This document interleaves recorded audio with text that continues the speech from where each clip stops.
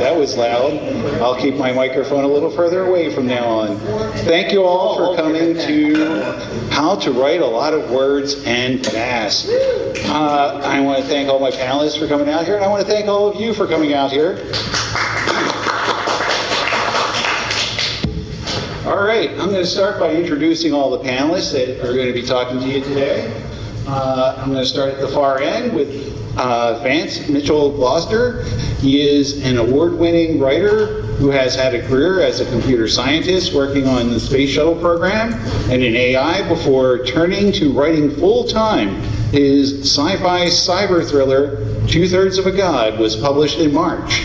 He is also a musician, having appeared on several albums.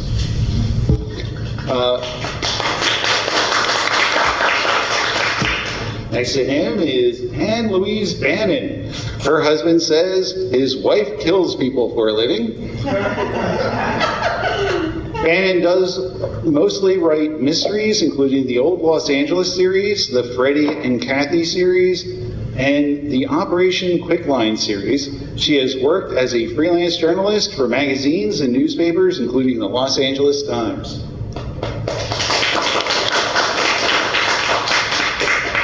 Janet Wertman. Her critically acclaimed character-driven historical novels reflect a passion for the Tudor era.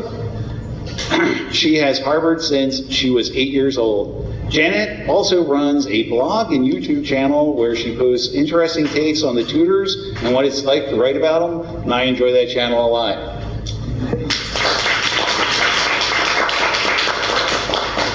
Eric Day has the bad habit of reverse engineering reality until he finds out how to make the impossible real. When he writes about it, and then he writes about it. Eric is a crisis response specialist, former television production guy, and a writing coach with Quill and Pint Writers Workshop in Burbank, California.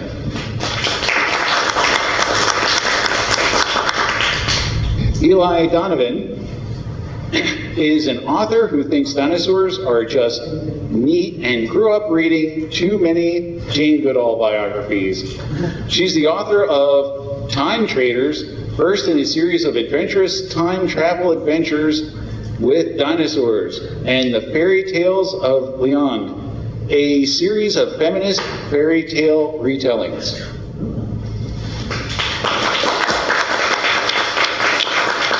And right here next to me is Rie Lee, is a recovering true believer whose debut novel, Vessel, recently won a 2025 Literary Global Children's Book Award. She's a little too obsessed with cults and almost definitely on some kind of FBI watch list for researching pipe bombs.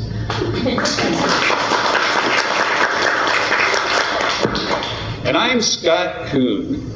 I'm a published novelist, an award-winning short story writer, and a former U.S. Army intelligence analyst. My afterlife fiction, Godless Armageddon, was recently #1 in hot new releases in atheist books on Amazon. And my next book is going to be a children's book. So let's get right into the panel so we can get this new novel November kicked off right. And the first question I'm going to be asking the panel is, for those of you who don't know, it's about, are you a plotter or a pantser? A plotter actually sits down and writes out a whole outline before they start to write, as opposed to a pantser who just jumps in there. They have an idea and they go for it. Personally, I'm a plotter, so I'm going to tell you a little bit about my plotting before I toss it to one of the panelists. There's two kinds of structures that I've grown up listening to, the 3-act structure and also the rising, falling. And now, if you go out on the internet, you can find several videos of college professors combining the two of these together and giving you like milestones through the thing, like through your plot of which kind of things should be happening at that point in your plot. I do all that, and I do it in like very meticulous way, but I also do this other thing regarding how dense my plotting is. And that, I call that the ski jump. And if you look at like the Olympics and you see them doing the ski jump, it starts out really high, and it comes down really low, bottoms out, and shoots you back up a smidge. So you get a good jump going. And that's is the curve of the density of my plotting. So I do really intense, I know exactly how this thing's going to be before I sit down to write the first scene, because I've already got the whole scene completely mapped out. And then at the very end, and then as I go along through the plotting, it gets thinner and thinner. So it leaves me room to maneuver. So if things change while I'm writing this book, if I come up with ideas, I can drop that into the plot zones. But before I get to each scene, I, flesh it out before I write it all out. But then at the very end, it shoots back up again, because you need to know where you're going. In my opinion, you need to know where you're going with your novel, otherwise what the heck are you writing? At least that's how I approach it. So that's how I outline my novel. And now I'm going to toss it to Vance. Thanks. At the other end of the spectrum is the pantser, which comes from writing by the seat of your pants. I don't actually do that. I am there's a new term that's come out, a plantser. It's somewhere in between. And I think a lot of writers are really in that. Most writers. Yes. I would say most writers, yeah. Sorry. So for me, when I actually start putting words down, I know very detailed what's going to happen in the first quarter of the book. And I know in kind of a general way what happens at the end. But I don't know what happens in the middle. And so that's something that works for me. And in actually writing that first act, the first quarter of the story, I get lots of ideas for what can happen in the middle. And I make sure to write all those ideas down as I'm having them so I don't lose them. So that's kind of how it works for me. All right, Rie Lee. Okay, so this book, it's really funny that you said, if you don't know where you're going, then what are you even doing? Because that's how this happened. So this one, I've won NaNoWriMo twice. I mean, may it rest in pieces. But yeah, basically, has everyone here, do you know what NaNoWriMo is? Raise your hand if you know what that is. Okay, so it used to be the National Novel Writing Month, in which you wrote 50,000 words in the month of November. It sounds really intimidating, but it gets slashed to about 1667 words a day. So I did it for like 10 or 11 years in a row, and I got like 5 words done at least for each one of them. I mean, it was really like a few hundred, but whatever. But progress is progress in drafting world. The biggest thing is like get something down on the page, and so that's the whole point of NaNoWriMo. I managed to write 2 books during NaNoWriMo. This one was not one of them. So my very first NaNoWriMo, I just tried to do, I didn't know what I was doing. I was just like, I'm going to sign up for this thing and I'm going to do it. And it was just words on a page and it made no sense. So I ended up writing basically an early rewrite of The Giver, which was great in its own way and somehow amassed like a really big following on Fiction Press. And that's probably the most people who have ever read this book. So it wasn't that many. But anyway, so instead the result of the pantsing was that I had a draft maybe like a year later, a full draft. I think I wrote probably a few thousand words, maybe like a couple dozen thousand words. And it was enough to get me started. So the following year, I went to grad school and I did an MFA in creative writing. And there I rewrote the first third of this. And then it took me 5 more rewrites to get it done. So when you are writing fast, I don't recommend pantsing unless you can't think, because the number one key to success for me has been not having to think while you're writing 50,000 words in a month. So the first thing is momentum. Having a roadmap is very helpful in terms of orienteering, so that you can just grind the words out and you don't have to think as hard. But for that, I also recommend the 7-point dot plot, which kind of gives you a little bit more than the ski slope, but it's a little bit more of like a connect the dots kind of thing. And I'll have to figure out where to, I'm sure if you Google 7-point dot plot, you'll be able to find it, but it's a really helpful, like, bare bones kind of structure to help you get, beginning, middle, end with a couple of rise and falls in between. All right. Thank you very much. Janet, how do you write? How have I written versus how I am going to write? So I write biographical historical fiction, so I have to plot really carefully to make sure that my characters are in the exact room they need to be, exactly where they need to, every step of the way, and I've always been a really careful plotter. This year, I'm going rogue. I am pantsing it. I am using a timeline. It's still biographical historical fiction, but it's of a lesser known character, so I'm not wedded into everything, and I'm actually looking forward to trying to do this. I always tell people, if you want to make sure you finish and you write the full 50,000 words, plot it. I've done it enough times that I'm going to do it this time. I really want to see where this character takes me.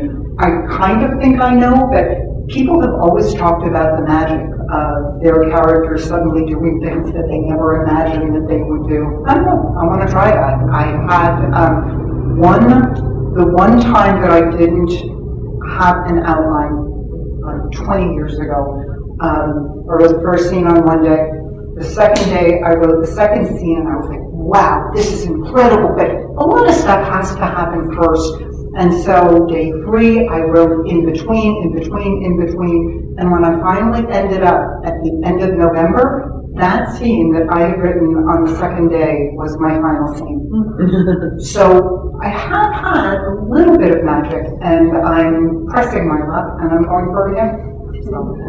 Excellent. Did you want to say something else? It's actually, I wanted to touch on what you were saying about like the very specific places that people have to go. I write a lot of sci-fi. This is dystopian. And in that, there's a lot of world building. I'm sure with historical fiction, the accuracy is like number one. And so when you're writing really quickly, one of the keys that I found has been to use Scrivener, which is an amazing program and incredibly cheap when you're comparing amongst others, and it's a one-time thing instead of like a subscription. But anyway, I use it because there's a really great way to do inventory. So as I'm writing, right, I've got like one spot where I'm like writing down, oh, I just like made this thing up in the middle of it. I'm gonna write this down over here. And right now, I think in the one that I'm working on right now, I have like a whole like 5 or 6 page sheet that I can print out where I'm referencing things in the middle of it. So for the world building stuff, that can be really key. Excellent. That's a good tool. If you're going to write a lot of words fast, you're not going to just write your plot.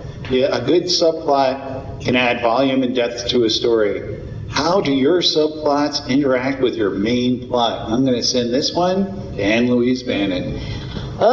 Okay, for me, subplots happen.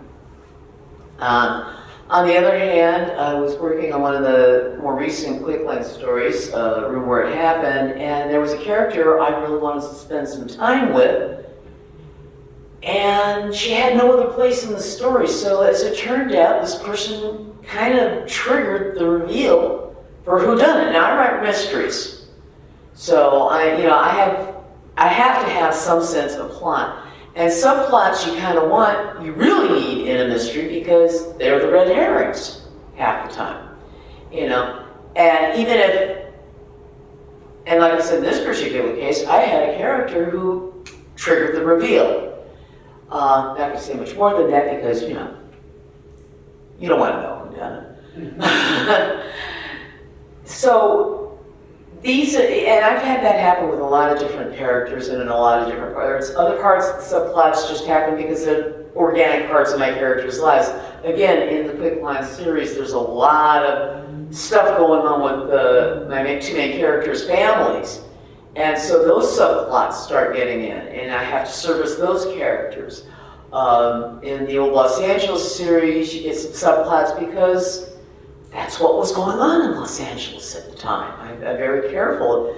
In book 4, Death of an Heiress, Maddie's dealing with a lot of measles, because there really was a measles epidemic in the Pueblo, Los Angeles. This is in 1873, by the way, and Maddie's a doctor. And so, yeah, that was really going on. So it did inform what happened, because there was a sense of injustice there, but it was also really not that related. It just made the life make sense, if that makes sense. All right, thank you very much. Next, I'm going to give it to Eli Donovan. So I'm kind of sitting here trying to think of this question, and I'm like, to me, it's kind of, in my head, subplot is just plot. Like, I'm sitting here trying to think of, like, what are the subplots in my book? And I'm like, well, I guess the murder in that one book could be this book. But I'm like, if you take it out, then the plot doesn't work. So is it a subplot? So I guess I kind of just, it's all one thing for me, and it's all kind of, like Anne was mentioning down the table, that it's connected and it informs what else is happening, and it kind of can trigger other stuff.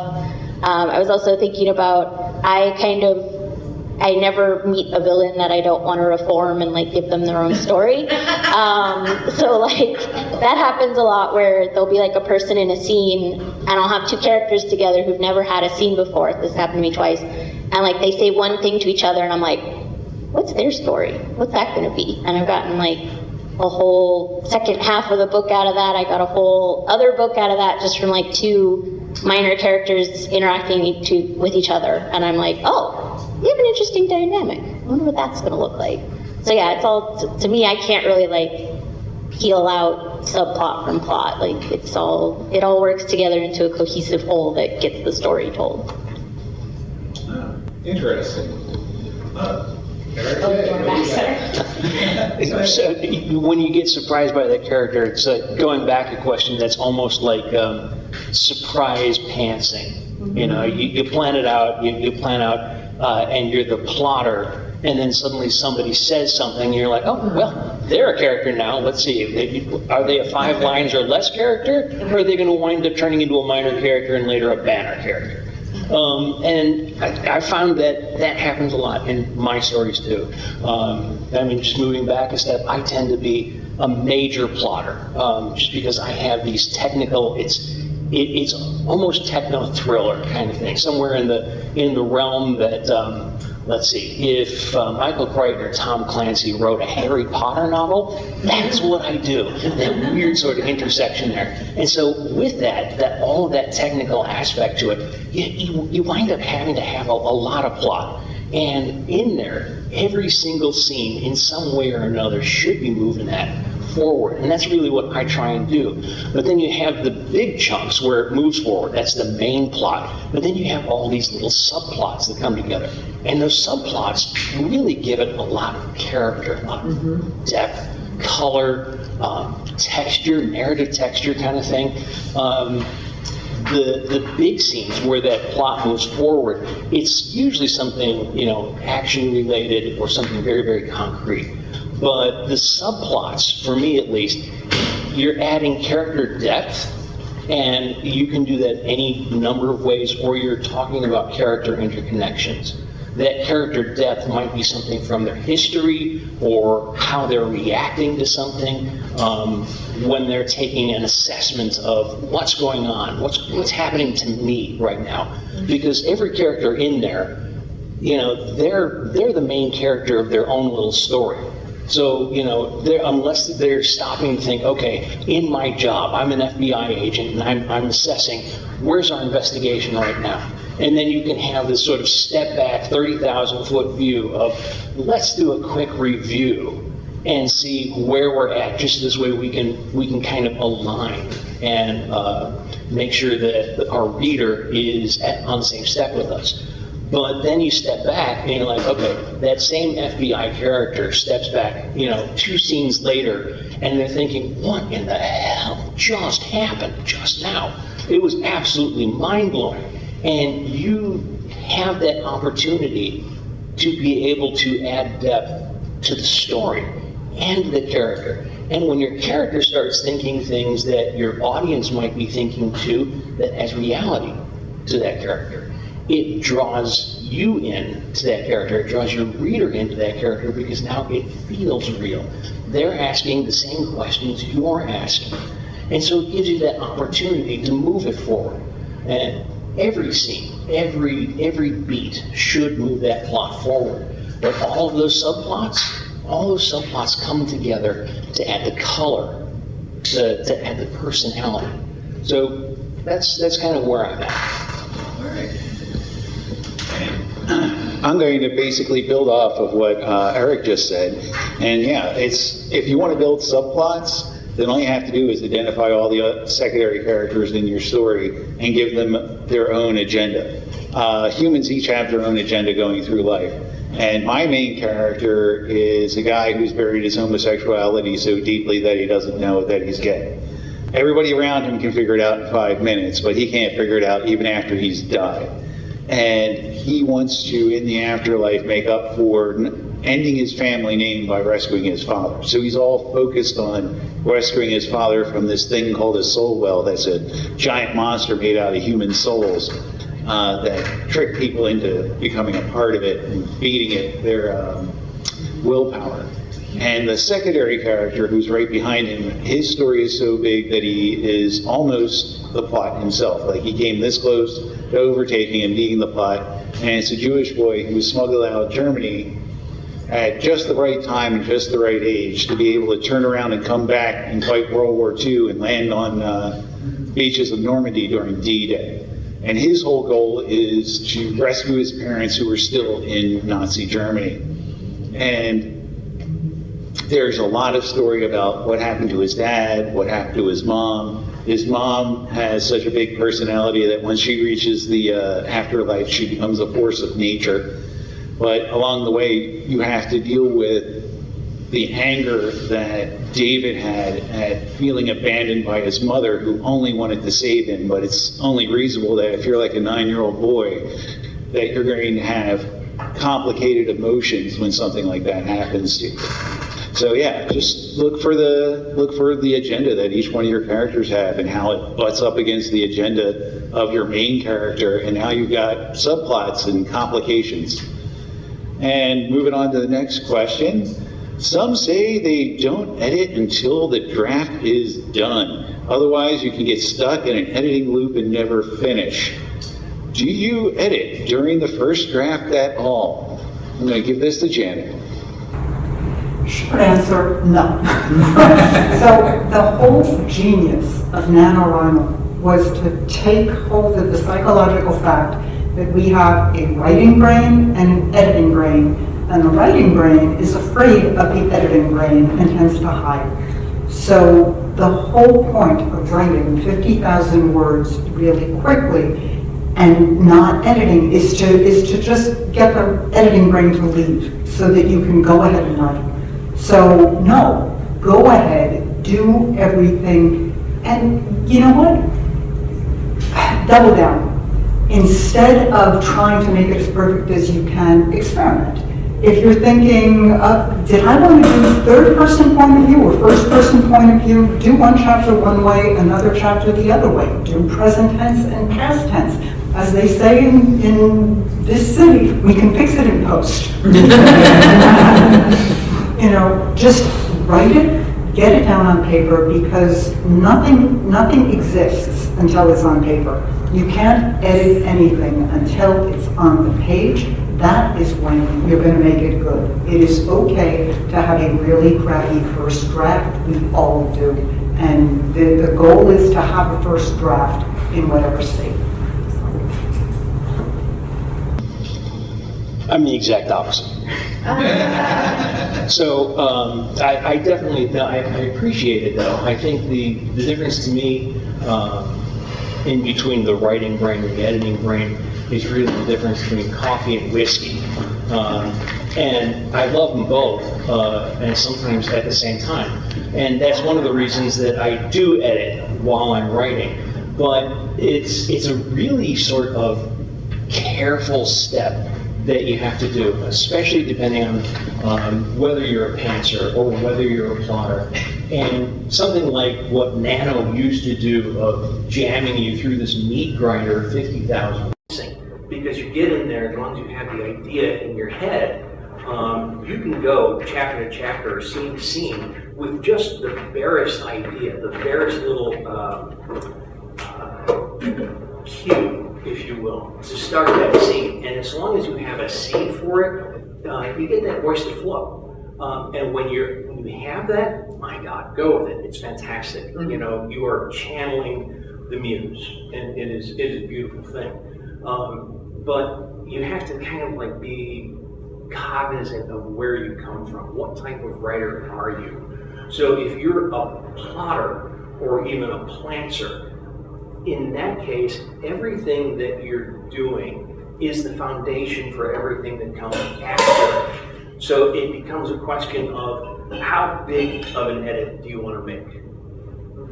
If you're at a point where it's something minor, and you're like, oh, this character could have said that better, forget that. Or, you know, some other word that starts with F that might be more appropriate for you. So, forget it. You know, just move it on. You figure, okay, I'll come back to that later. I don't have to phrase that perfectly right now. As long as you have that connective tissue in there. But if something comes in there and you write it down and it doesn't feel right, then it's going to bug you. It's gonna, for the NASA guy, it's that turbulence in the flow. Yeah. You're gonna have that, and it's gonna keep tripping you up in the future. So the question is, when you're writing, you really have to be in the moment. And if you're in the moment, and you will be the judge of, do I need to correct this now, or F it, can I correct this later? That's kind of where I'm at. Can I add something, Scott? Sure, real quick, go ahead. Really quickly, my process is to read the previous day's writing, make a few changes here and there, and what will often happen to me is I'll realize, oh shoot, somebody should have done something 3 chapters ago. I go back and correct it, because if I don't, I'm going to forget it, and the story's not going to make sense. Go ahead. Those side notes, those liner notes, don't forget the. That doesn't help me. Yeah, it ends up in the text, and I don't like that. I put like brackets around liner notes, so I have this big ugly thing in the middle of my writing so it can't be missed. Yeah, except that when I do that, it gets through anyway. Vance, what do you do?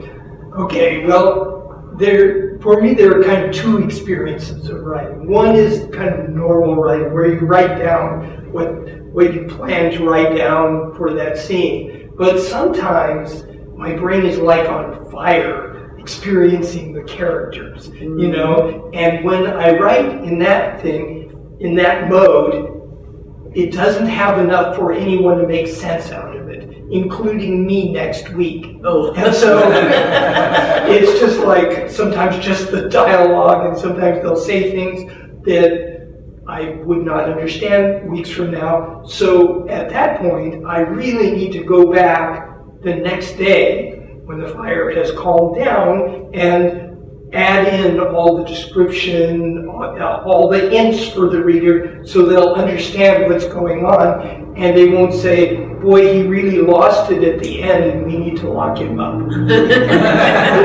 It's like that moment of, you need to have, when you're communicating with the muse, when the muse is flowing through you and you have that voice and you have the flow, it's amazing.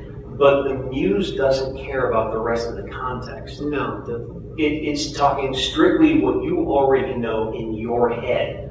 And when you do that, it's sometimes absolutely brilliant, and you're getting these brilliant things down, but it's so brilliant that your reader, unless you have specified that, you know, the details X, Y, and Z in the last paragraph, the last page, the last chapter, everybody else isn't going to know what you're talking about unless you go back the next day and set that context. Hey, could I say one more thing? Oh, go ahead. Anyway, I think kind of the point of this question is that there's this obsessive loop you can get in. Yes. Where you write the scene and then you notice one little thing that's wrong and you go change that one little thing, but then you notice one other little thing. So you end up spending a month writing a scene. And then you go, well, I'm never going to get to the end of this, and you give up. And that's the thing you want to avoid at all costs. Amen. You know, so when I do this, when it's good enough for someone to understand the scene, I let go of it and move on. And that's really, I think, an important kind of discipline to have. Because we're always tempted to do that. We always want it to be so perfect. And so, you know, so you got to just make yourself move on. Obviously, if your words are incomprehensible, yes, please edit. You definitely need to fix that. But I will argue that there are times when the muse comes and gives you conflicting ideas on different days. And you're not quite sure which one you're going to follow. And sometimes you can follow them with it, you know, even right then, it's like, you know what, I'm going to need an extra character for that. But again, if I were not doing the draft in November and determined to get the entire book written during that period of time, I might take my time. I might do a little bit of editing. But if you really want to finish your 50,000 words in the month, you really do need to just move on and, okay, fix it later. All right, moving on to the next question. Caffeine, music, and or silence. We all have different ways to get in the groove for writing. How do you get in the groove for your writing headspace? Personally, I used to actually sit there with a cigar. I don't smoke cigars as much as I used to. I sit there with a cigar, a pot of coffee, decaf if it's late in the day, and jam with some music, usually metal or punk. But now, I think this is probably because when I was working, and I had to go into the office on a regular basis, my lunchtime was a very valuable time to write. So I would find a place to hide, and I would write for my lunchtime. And now I write in stark silence with like my coffee going cold if I have coffee. So Eli, how do you work? So I've sort of had two approaches to this. I've been writing for a while. Before I had kids, I had to be in the mood, and I had specific soundtracks for each book, so I would play the soundtrack as I was writing, and I had to be at my computer. You know, it all had to be perfect. I had my cup of iced tea, raspberry iced tea, which to the point that I had a Pavlovian response, where when I would drink that particular iced tea, I'm like, oh, I should be writing. And nowadays I have two small children. I have a 5 and an 8-year-old. So to get in the writing headspace, it's like, okay, I've got my phone, he's in swim class, let's get this Google Doc up and let's get some writing done.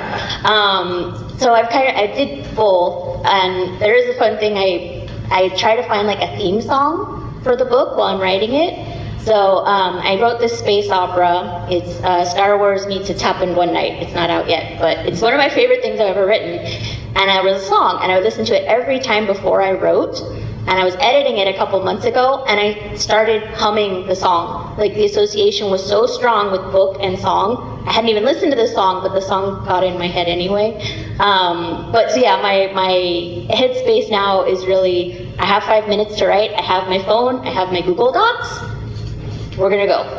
So that's my big tip for getting in your writing headspace. Have it to go, so that you can just, I have 5 minutes, I'm gonna write. And try not to do it the way 20-something Eli did it, where it's like, I need my space and my music and everything, because life is gonna come at you, and just being able to do it anytime, anywhere, just get in the story.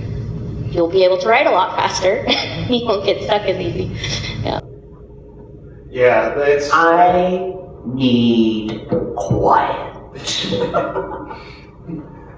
I want to be left alone. Now, I love to walk, and that'll really give me and give the ideas flowing sometimes. And another thing that I can do that will really get the juices going is lay in bed all day. But the bottom line is, I don't have headphones on. I say good morning to everybody. Phew, I'm walking past. I don't even like going on walks with other people. I want to be left alone, and I want it quiet. Can I add to that? I mean, Go ahead. I'm kind of in between.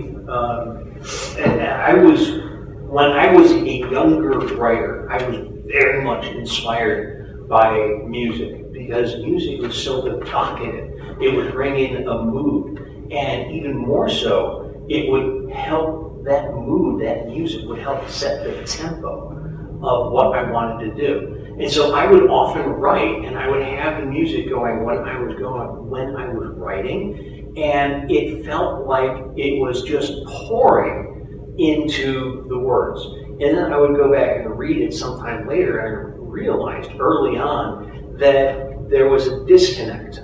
I would be listening to the music, I would feel it, I would feel a certain flow, but I was keying sometimes on the wrong things. I was picking up certain things and getting it into my writing, but it wasn't coming across with the music that I had written it with, which was the oddest thing. And then I realized that I was kind of using it like a crutch. And I found that if I used the music as an inspiration, and I listen to it, and especially if I listen to it, you put it on repeat like 8 or 10 times, and you make the song part of yourself, or whatever it is, the music, or the caffeine, because that has its own voice. But if you listen to that and you make it a part of yourself, and then in silence, you go back and you recreate it. It's harder to do when you're just purely pantsing it, because that voice will have 100 different variables that you can't control. That muse is coming in, and that muse isn't necessarily the same muse that gave you the idea to write the scene in that music. So what you want to do is get the inspiration, learn the tempo. Why is it the way it is? What's the color? What's the temperature? What's the texture of what it is that's being inspired? What's inspiring you right now? And then, once you have it, you own that feeling, then go in and put the words in. So this way the words match. And the only way that you can make the words match is to do it with the silence in your head, because the music should now be coming from the words that you just wrote. All right, and I just want to add something to what Eli said, and that is what she's doing. You can do that. All you have to do to train yourself to write whenever you have a few minutes is to write whenever you have a few minutes. And it's not going to work the first few times. Just like if you try to run a marathon, you're not going to step out your front door and run a marathon. You're going to run down to the end of the block and throw up. And then you're going to run a mile and throw up. And then eventually you'll run a marathon. So. And throw up. And throw up. You definitely throw up. So moving on to the next question. The organization is gone, but the spirit lives on. How can we find public events for this NaNoWriMo season, or National Novel Writing Month, which is something I've been hearing some people calling it? And I'm going to throw that to Vance. Yeah, the best experience that I have seen is that companies that have some kind of an online writing app are sponsoring these events. You know, Rie Lee, which has a writing app they want to encourage you to use, and Pro Writing Aid, they have tools they want you to use. They both are sponsoring NaNoWriMo events, but the one that I find most compelling is the one from AutoCrit, and they call it the Novel 90. You can join it midstream, but their idea is that you spend October planning to write your book, and then November writing it, and then December editing it. So it's a 90-day process. And they do a great job. They have live streams that they record that you can go watch them later, and forums that you can go interact with other people who are doing it. But do keep in mind that the goal of these companies is for you to pay them to use their stuff.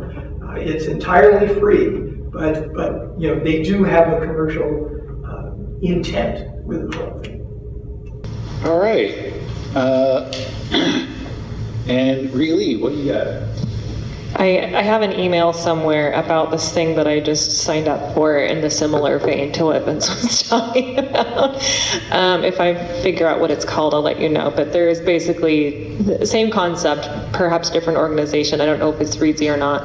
But there's an organization that's doing a NaNoWriMo look-alike competition. It's not really a competition. It's sort of like, you know, the point of it is to just give yourself like benchmarks for motivation. So my favorite part of the whole NaNoWriMo experience was two things. One, finding a writers group, because I attended one specific write-in, which often happened at libraries or bars or coffee shops. And my favorite one was at the I miss you very dearly, Bodega Wine Bar in Pasadena on Monday nights. Did you used to go to that one? Yeah. I knew I met you before this. Oh, okay, cool. It was years ago. I don't know what it was years. Yeah, I mean, this was before I had kids. This was like right when I moved to Pasadena in 2014. The fountain pens. Yes. Yes. Yeah. Yeah, she's on the other side of the country. Okay, anyway. But yeah, like you go enough times, you get to know people, and then eventually you just meet the same people over and over again. So one of them is looking through your local library. Another one would be looking through some place like Meetup.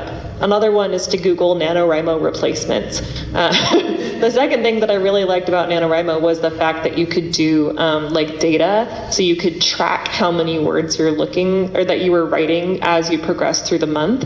Honestly, most days, that's what kept me going. Because I was like, I'm gonna do it. 5 more words. And then that was great. Also, someone said something about line, like writing yourself notes in the line level earlier. And one thing I used to do all the time was just sort of like, and Rie has no idea what's happening in this scene and is falling asleep. And it would just like, it would devolve into nonsense, but it was a word. And Microsoft Word counted it as such. That's the goal. Eventually, I took it out when I went into the editing process, then sent it on to my agent, who was like, this is a brilliant book. I was like, thank you. I know. Anyway, after I took all the things out, all the ones that are like Rie, to myself. But yeah, so library, Googling NaNoWriMo replacements. Also, there's a website called Absolute Write Water Cooler, which is a big one in the writing community. It's a message board basically, and they've got, you know, writers from all around the world who will do something like that. And have a look to see, I mean, I think a lot of like local writers organizations might do something like that. So if you're in like a specific arena, ask your librarian if they know of any people who have a local writers group. Go find local writers who are around, meet them as they sit at a table and say, hey, when is your thing? Can I come? And they'll be like, no, make your own. But not really. They'll probably say yes. We don't bite most of the time. Most of the time. Hard. We don't bite hard. Hard. Yeah, definitely look for local writers groups, especially on meetup.com, which this is on meetup.com. And Janet?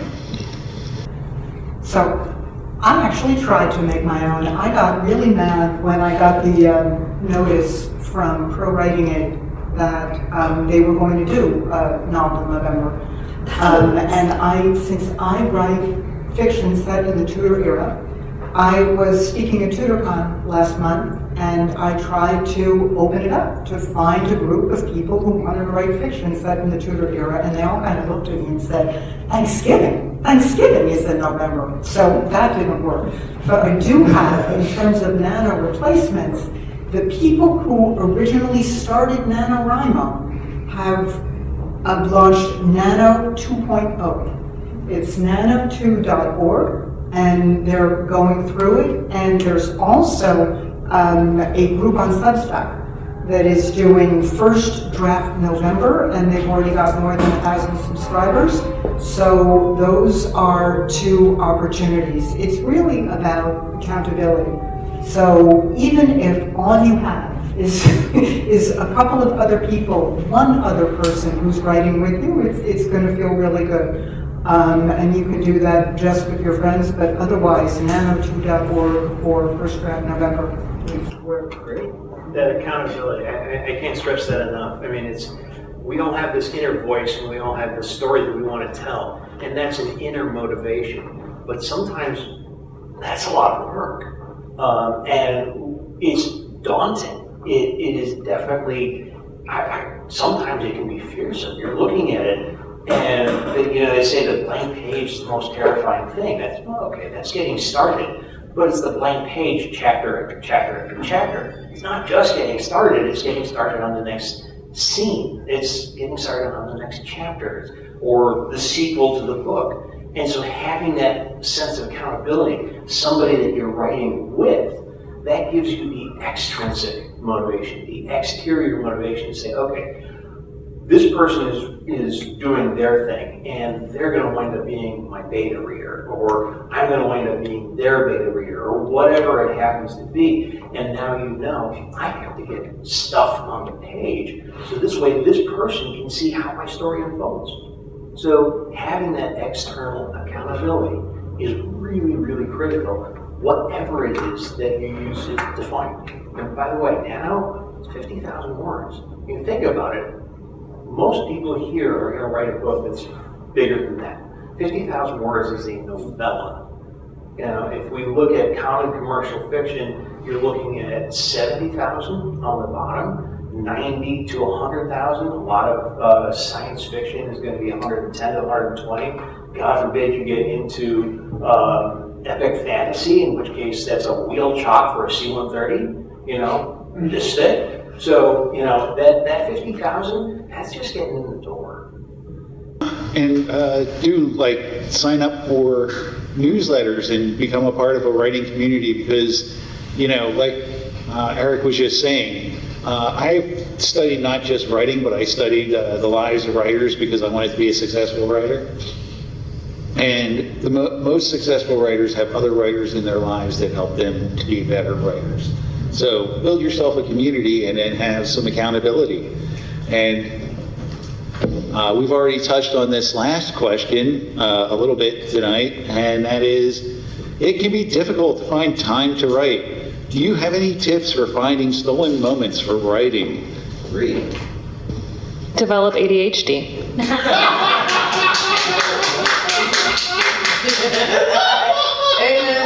Worked for me.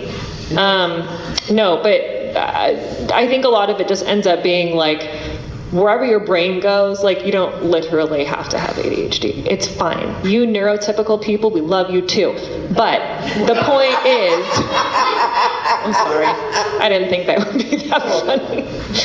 But let your brain just do its thing, right? I think so much of it is as writers, we want to be precious. We want to write the right thing, or we want to take our time and develop it so it's this beautiful, angelic.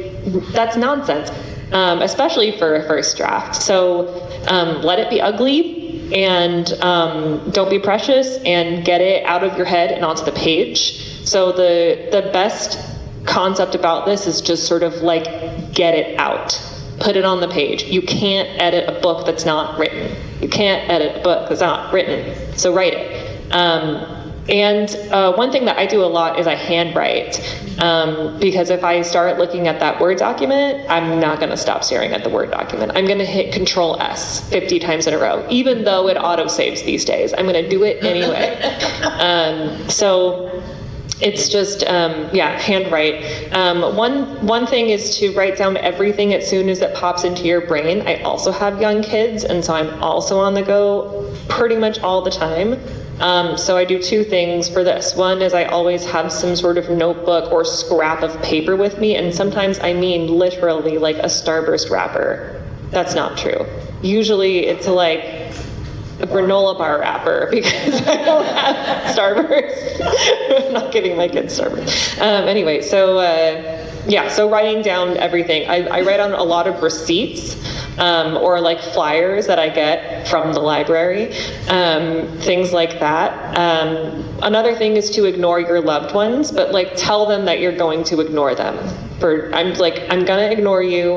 I'll come back to you.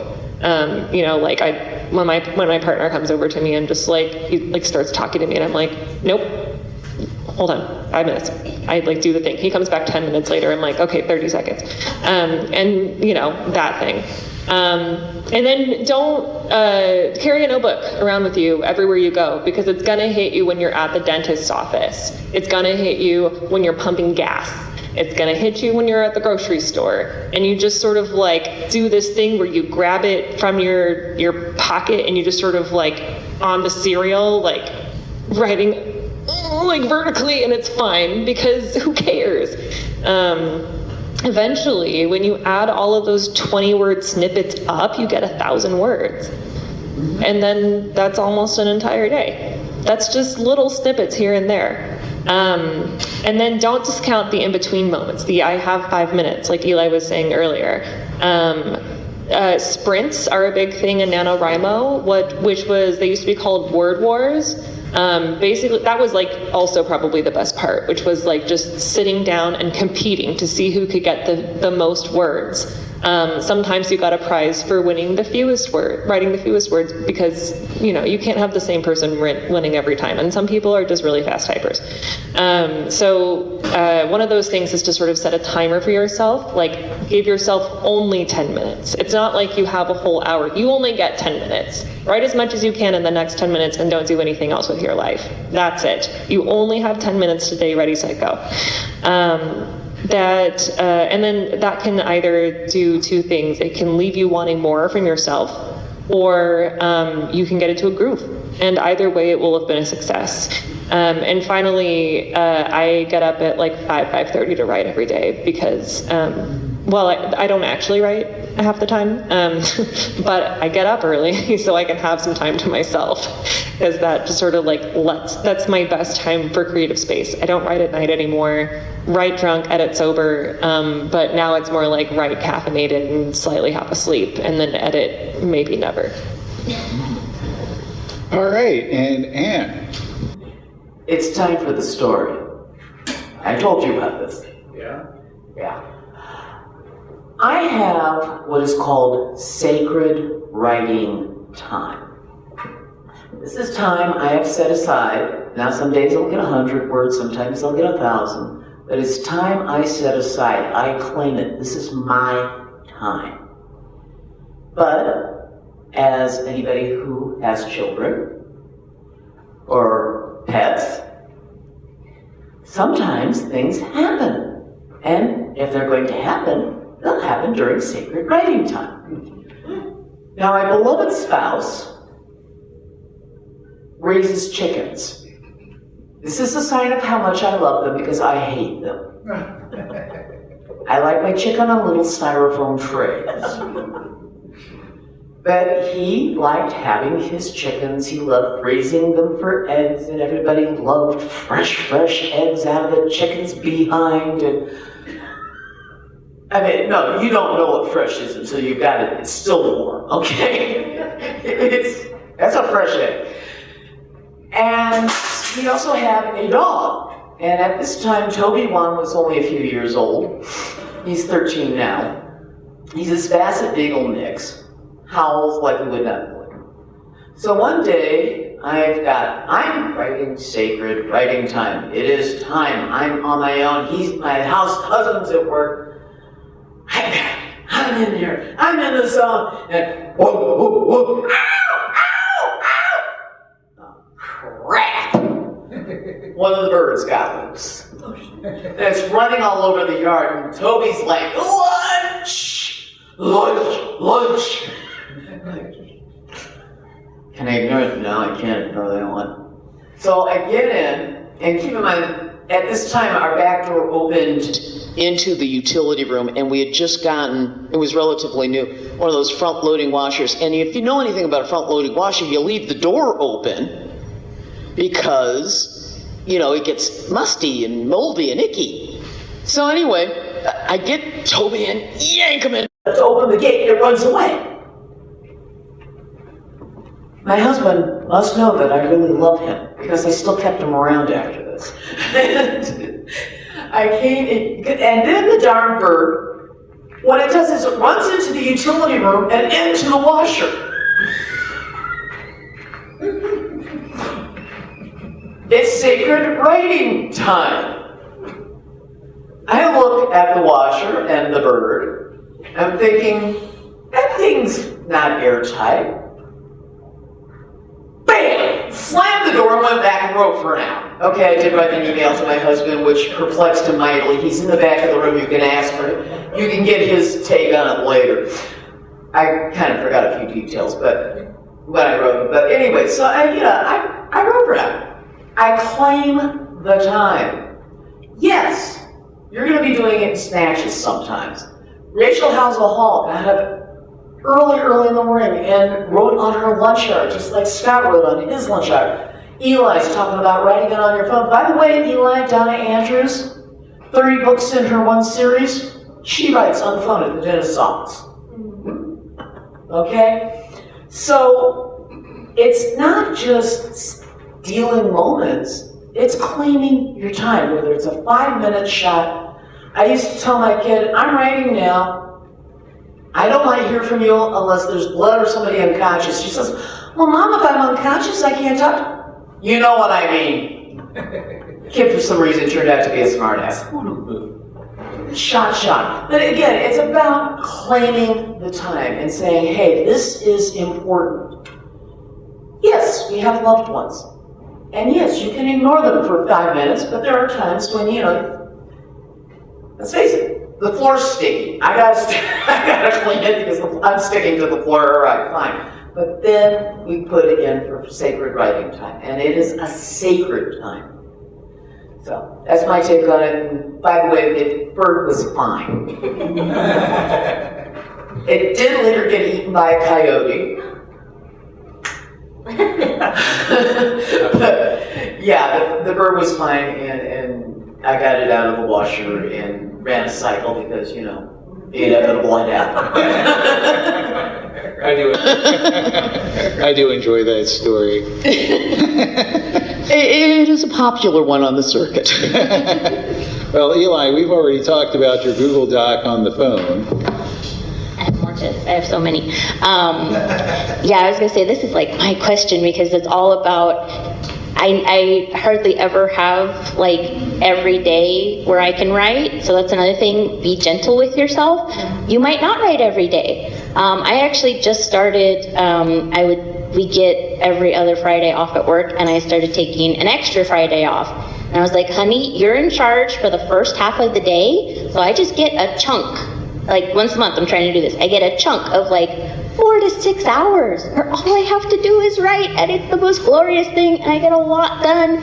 And which I wrote this out, so she's saying ignore and she's saying sacred. It's about boundaries, it's about trusting the people you love to say, I need this, can you help me? And my husband's really very sweet and supportive, so like I had one of my writing chunk days. He's not a writer, so he called me like an hour into it. He's like, how's the writing time going? And I'm like, yeah, I was like, you called me to see, you interrupted the writing time.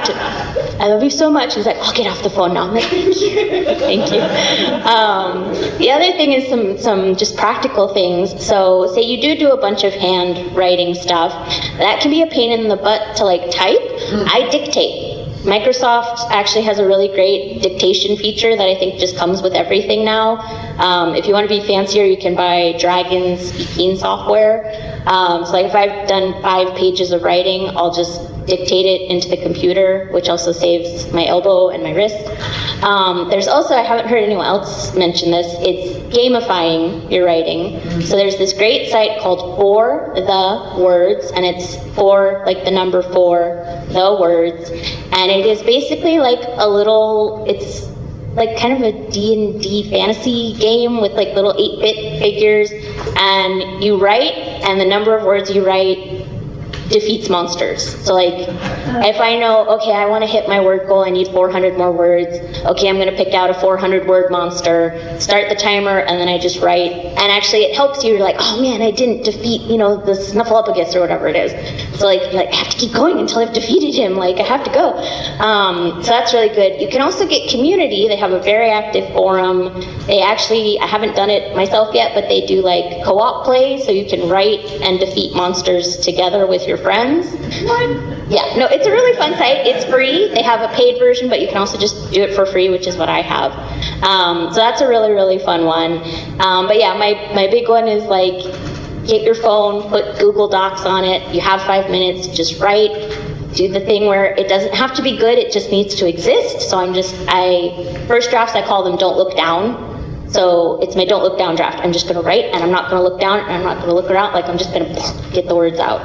And chunks, if your loved ones are supportive and they will give you chunks of time where you can write, it's invaluable sometimes to be able to do that. All right. So, I used to coordinate volunteers for City of Burbank Fire Department, and we would try and get people to come out and help us all the time for different things. We used to have there's a place called Starlight Bowl, and we would have a 4th of July event in Starlight Bowl, and we would have volunteers that we start training. They would go up on the hill, and they would be in the bowl for most of the concert. And then just before the fireworks started, we would have them come down, and they would be on the berm, right around where the bowl was, and then down around the parking lot. And the reason is that they had these launchers right down there. And that's where the fireworks went up, and they would detonate right above our heads, and then all of that ash would come down. And it was fun, it was exciting, it was cool, it was scarier than hell the first couple of times that you do it, because they're right above your head. Once you got into it, once you got the flow, you knew what it was. You had the excitement, you would come and show up. So if you've written something before, it's exactly the same. But getting people to come out and be a volunteer, or go through the process that it would take to learn to be a volunteer, is a lot like writing. You will never have the time. Let me say that again. You will never have the time. There is work, there is family, there is chores. All of this stuff comes first, right? Obviously, I can't write if I can't pay the bills. My family is here. I have to be a good parent. I have to be a good spouse. I have to go to work. You will never have the time. But then how does this happen? You make the time. Whether you call it the sacred writing time, the holy writing time, whatever it is you want to do, you prioritize it. You say, okay, all of this stuff is valid, it's true, I absolutely have to do it. It's not going to kill me to do this thing tomorrow and do this right now. Make the time. You have to make the time. You have to prioritize it. And you, as writers, know you have this story that's inside your head and your heart. That needs to live. Other people need to experience it. You need to experience it from the inside out. You need to be able to see that story on paper. Even if you never share it with anybody else, you need to be able to read that story and have that story come back to you as if it was being told to you by the muse, by this other voice, by whatever it happens to be. You need to make the time. Sometimes you need to redefine what writing is in order to make the time. It's not always going to be narrative. It's not always going to be scene where you're putting in dialogue and character action. It's going to be research. It's going to be that preparation. It's going to be world building, especially if you are a fantasy or science fiction author, or God forbid, a historical author. That's world rebuilding right there. Write notes. Use this. You can, depending on how fast your thumbs are, yeah, you can write notes, you can write whole scenes to it. But other times, you know, you might be driving, you might be, you know, like me. I volunteer to do the dishes all the time because my brain just kind of like, it's like a balloon. It just lifts off my shoulders, and my hands are on autopilot when I'm doing the dishes. But because of that, now I start to see things from a different perspective. Can you come to my house? I get that. But the great thing is that you have a device on here that will let you take audio notes. Yeah. Okay? No matter what your device happens to be, either it's built in or you can download it for free or cheap or find one and take audio notes. You're driving, you see something that inspires you, flip it over, start the note, 10 seconds, put it down. And then just remember, oh yeah, I put in 3 notes this week. And then go time, you know, sometime on the weekend, sometime make that time, go in and transcribe the notes that you have. And I'll bet that your brain has built on it since then. Make the time. Scott, thank you. One other thing, in terms of making the time, I forgot to add this, if you'll excuse me, Scott. Put it in your planner, in your day timer, or whatever you use, on your calendar. This time, and that's especially if you've got a family. Mom's going to be busy during this time, or Dad's going to be busy during this time, and it's on the calendar. It's a valid appointment. It's a valid appointment. Make an appointment with yourself. You deserve it. All right, well, that's all our questions for today. We've run a little bit over, but I'm going to throw it out to the audience for any questions real quick. Yes, back there. I come from the music world. There's a really serious distinction between performance and practice. And listening to you guys all say that you were sort of plotters and not, what is it, pantsers, like flying by the seat of your pants. That there was the performance of the piece that you went on stage in front of people, but then you would go home and run scales or do finger exercises. Do you guys have writing exercises that you guys do, like all the time? There's all sorts Okay. of them out there. So for the book that I'm rewriting right now, I am, what was it? I think Janet, you were saying like, if you don't know a point of view, like experiment with it. I'm doing that. Like, I'll just sort of like give myself a 10-minute quick write in the morning and be like, I know I have to write this thing. I have it on my 7-point dot plot. I don't know what it's going to look like. So I'm going to try it this way. I had this idea. I'm going to try it this way. So I feel like exercise-wise, it's just kind of whatever pops into my brain. I'm going to try it, see if it works, and then go from there. But I think quick writes are a really great way to do that. Just sort of like, I see what it is. I'm going to exercise this muscle for a little bit and then go from there. But I also wanted to touch on this concept of like performance versus practice. Writing is a practice until you hit publish. And then it's just out there. Mm-hmm. But it's a practice the entire time. The performance is this. Yeah. And I have a paper scales exercise. It's called the research rabbit hole. And I have to be very careful because sometimes I don't know if you get in the zone when you're doing your finger exercise and it just feels good and you keep doing it and doing it and doing it. I love research. And I'm reading the newspapers from the 1870s. Ooh, that's cool. Ooh, that's neat. Ooh, that. So I have to be very careful not to go too far and too deep into the research rabbit hole. But yeah, that's one of my exercises. Janet asked take a turn. No, but dividing things up, I always see the first draft as the practice and the editing part as more of you're getting closer to the performance. A lot of it is practice, practice, practice until you get to the very end and you can polish. And that's really where that is. Okay, I'm a musician as well, and really creating the book is more like recording. It is like performance. Performance, you do the same thing over and over and over. This is just getting it perfect. What the practice that goes into it, from my perspective, is that there are lots of different kinds of writing that you can do, and you have to get good at all the kinds of writing that are necessary to make your book good. And so what you need, there are writing prompts you can get, but you have to practice doing all those different kinds. You know, if you are writing a sex scene, you need to get good at writing a sex scene. I don't write sex scenes myself, but you know, there are a variety of different kinds. And so it's just like that. You have to get all of the different skills that are involved. And you need to look at other people's writing to figure out what those skills are. Yeah, reading's a big part of it.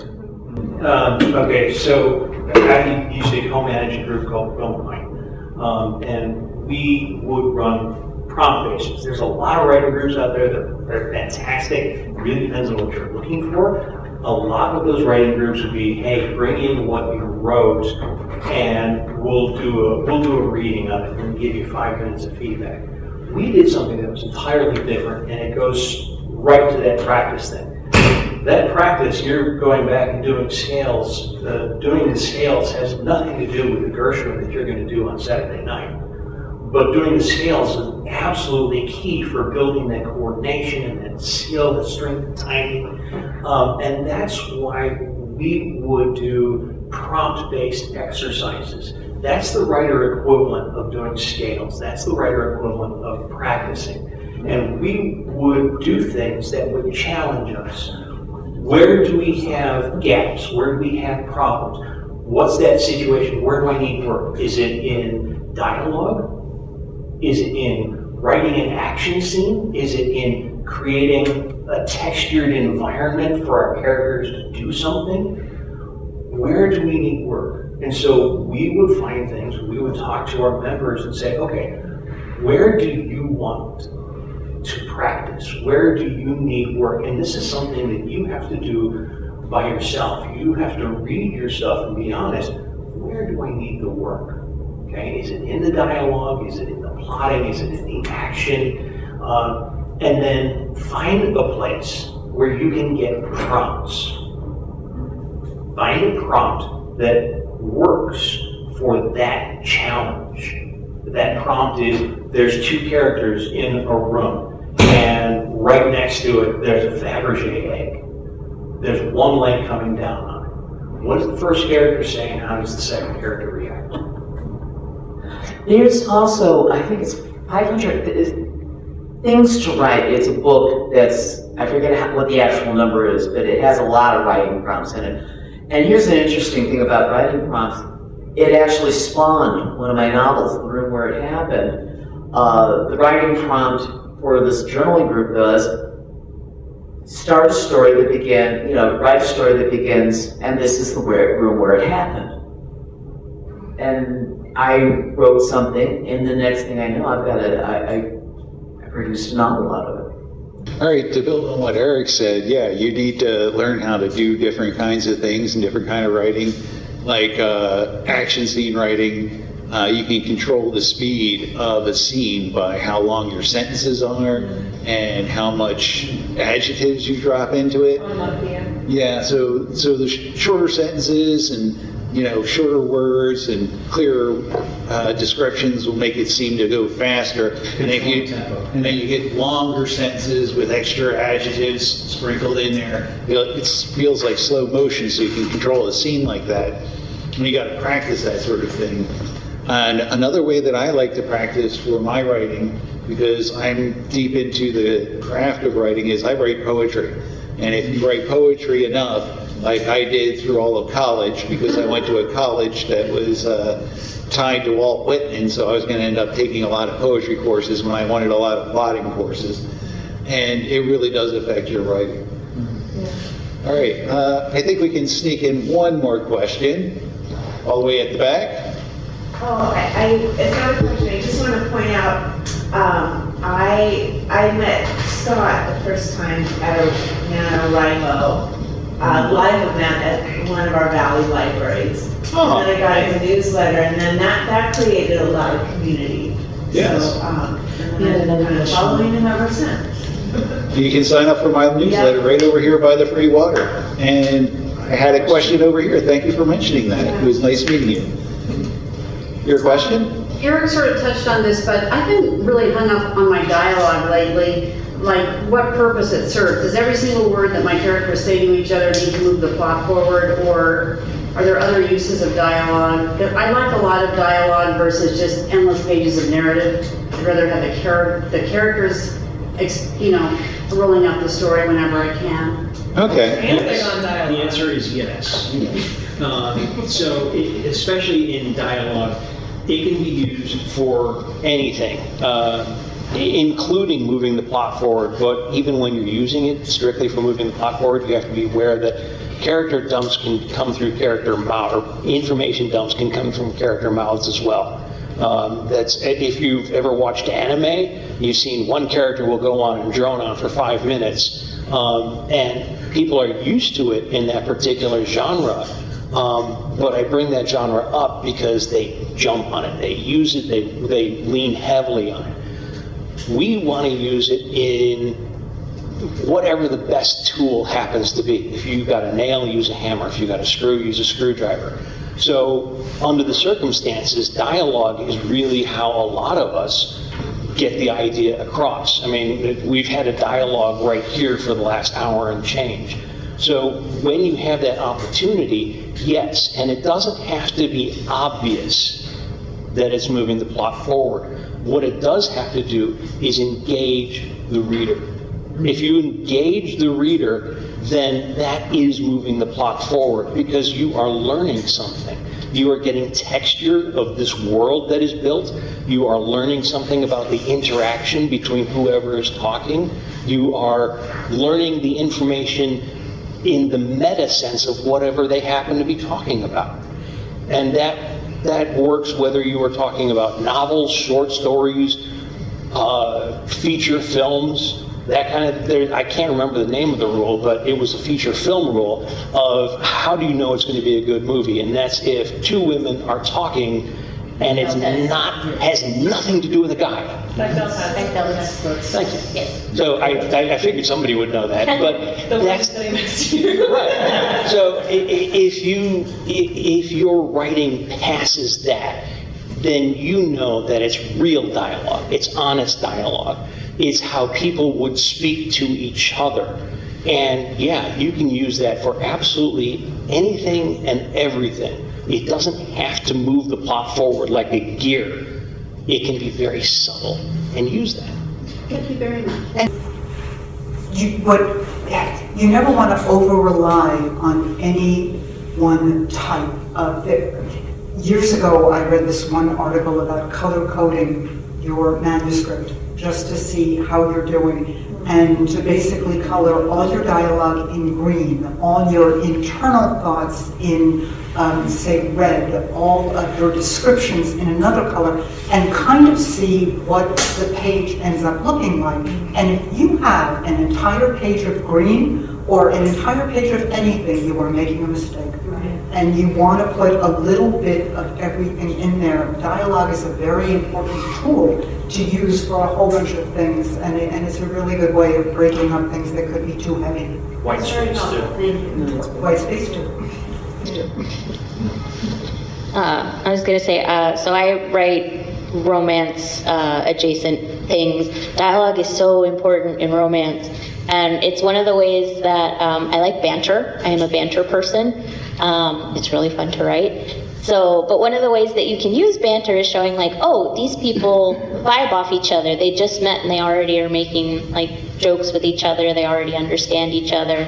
You can use it to show like, an argument. You can use an argument to like get backstory out. And so yeah, it's definitely a tool that you can use, and it doesn't always have to, not everything in a story has to be like, this is the plot and this fixes the plot, or like sometimes you can have it because like, this is fun. This makes my book fun. That's what I wanted to hear, or just give it character. Yeah. As long as it's organic to the Right. So one of the things I do is I read my books out loud. That's the final step before I hit publish. And so when you're reading it out loud, you really can tell, like, oh, this is too much, like, this is, too much of anything.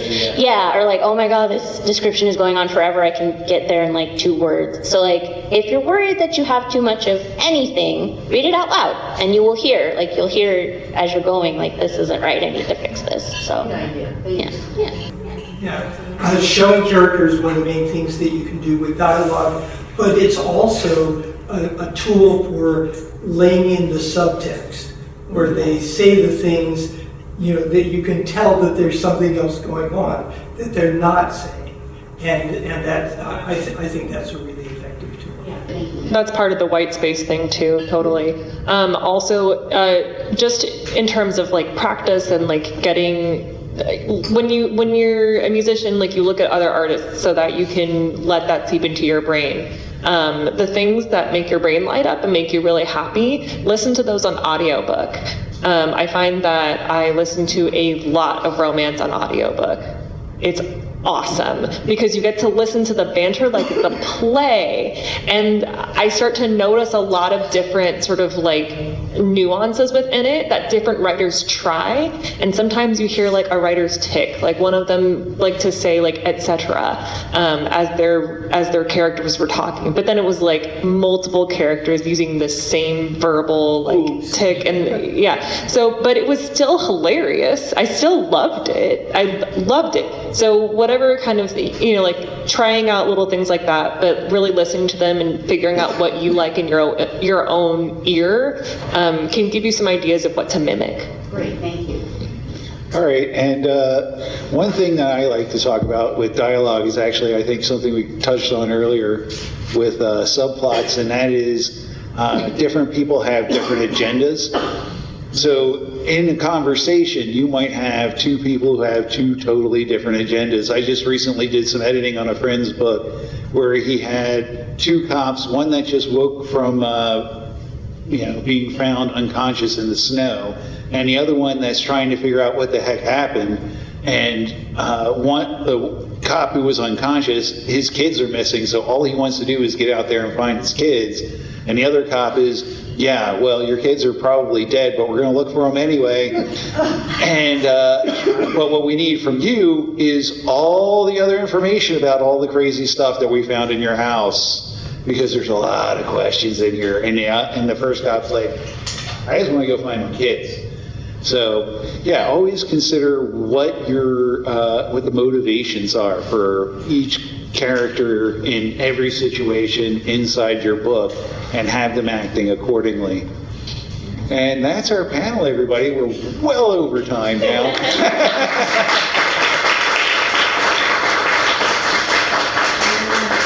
Thank you all for coming. Please come and meet the authors over at the author table. Rie Lee has cookies. So they're vegan cookies, so come over and get a vegan cookie from Rie Lee. And maybe buy a book and get it signed. Thank you all for coming, and I hope you got something great out of this.